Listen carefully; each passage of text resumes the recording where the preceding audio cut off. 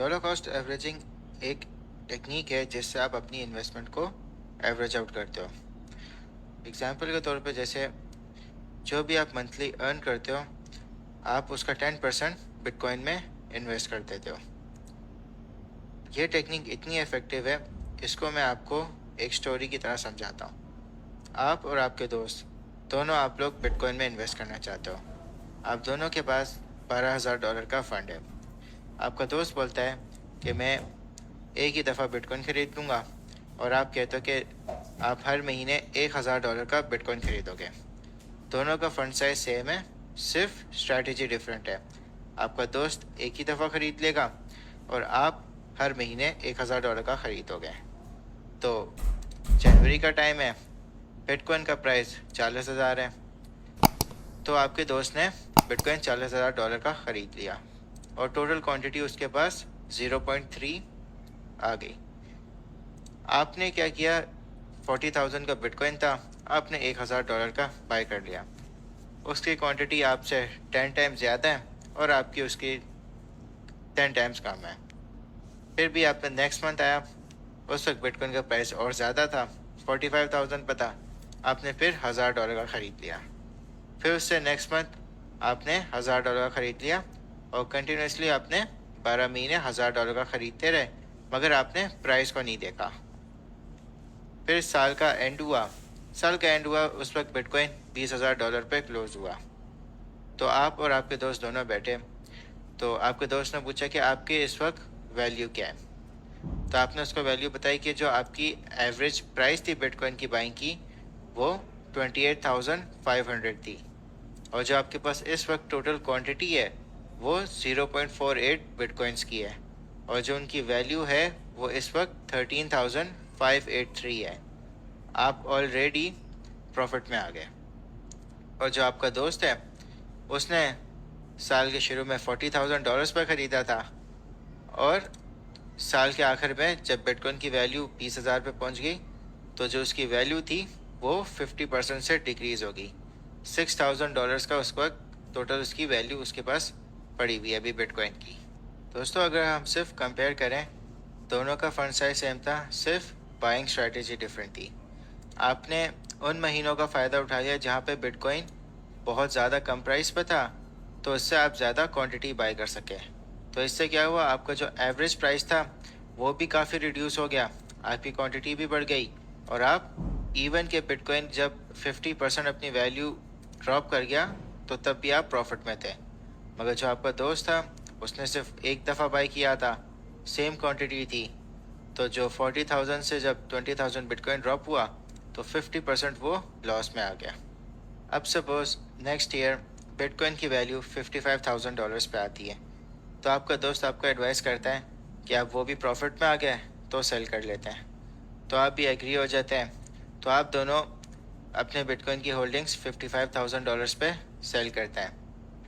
जो आपका दोस्त था उसने प्रॉफिट बना लिया 4,500 और 38% रिटर्न ओवरऑल अपने $12,000 के फंड पे।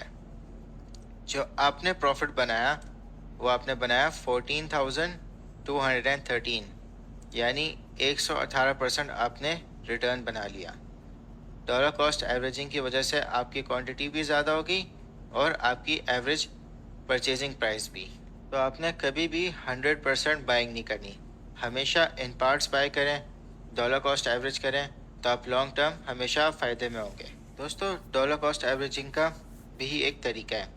आपने हमेशा मार्केट साइकिल को डिटरमाइन करना है। मार्केट साइकिल आपको सेंटिमेंट से पता चलेगा। जैसे यहाँ पे बिटकॉइन की बुल मार्केट थी, तो अगर मैं डॉलर कॉस्ट एवरेजिंग कर रहा होता तो मैं यहाँ पे बाय करता, फिर मैं यहाँ बाय करता, फिर मैं यहाँ बाय करता। इवन अगर आप यहाँ देखें तो यहाँ पे एक डाउन ट्रेंड आ गया है, तो मैं यहाँ पे बाय कर लेता, फिर मैं दोबारा बाय करता, फिर मैं दोबारा बाय करता।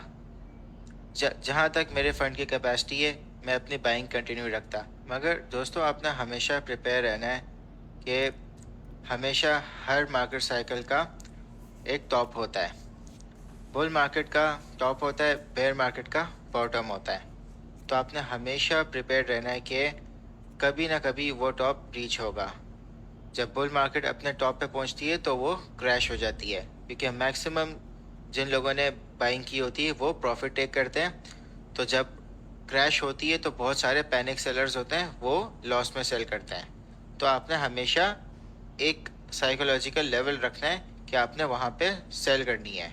और जब भी आपका अगर 200% रिटर्न बन जाए तो आप हमेशा 50% अपनी होल्डिंग्स को सेल करें, ताकि जो आपका कैपिटल है वो आपके पास आ जाए। तो अगर मैं सेल करता तो मैं यहाँ पे सेल कर देता, मगर फिर भी अगर मुझे यहाँ पे भी मौका मिलता सेल करने का तो मैं यहाँ पे भी सेल कर लेता, क्योंकि मैं ऑलरेडी यहाँ पे ऑलरेडी इतना प्रॉफिट में हूँ। तो इवन अगर जो मैंने यहाँ पे भी बाइंग की है वो भी मैं उसको कंपनसेट कर लेता इन सब के प्रॉफिट से। तो आपने हमेशा तैयार रहना है कि आपने कभी ना कभी सेल करना है, और आपने मार्केट सेंटिमेंट को बहुत ध्यान से इवेल्युएट करना है।